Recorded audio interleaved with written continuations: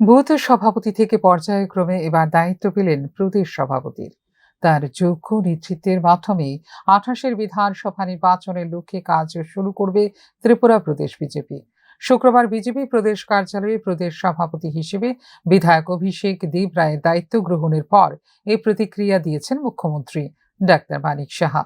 মুখ্যমন্ত্রী বলেন, দেশের ৪ রাজ্যের প্রদেশ সভাপতির সাথে বৃহস্পতিবার ত্রিপুরা প্রদেশ সভাপতি হিসেবে মাতাবাড়ি কেন্দ্রের বিধায়ক অভিষেক দেব রায়ের নাম ঘোষণা হয়েছিল।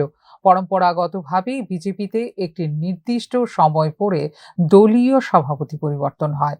মুখ্যমন্ত্রী বলেন, নতুন সভাপতির হাত ধরে ত্রিপুরার বিজেপির সংগঠন আরও অনেক বেশি শক্তিশালী হবে।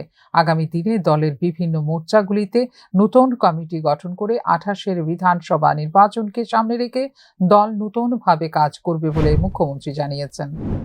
আগামী দিনে ২০২৮ ইলেকশন আছে, সেটাকে সামনে রেখে একটা নতুনভাবে একটা কাজ আমাদের ভারতীয় জনতা পার্টির সংগঠনকে আরো মজবুত হবে সে আশা আমি করছি।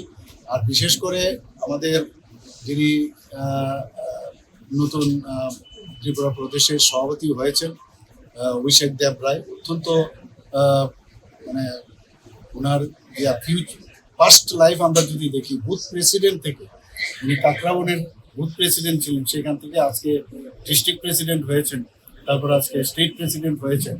ভারতীয় জনতা পার্টি বুথ থেকে কোথায় চলে আসে এটাও কিন্তু আজকে আমরা দেখতে পাচ্ছি, এবং ওনার নেতৃত্বে আমাদের ভারতীয় জনতা পার্টি চলবে এবং শক্তিশালী অনেক বিষয়।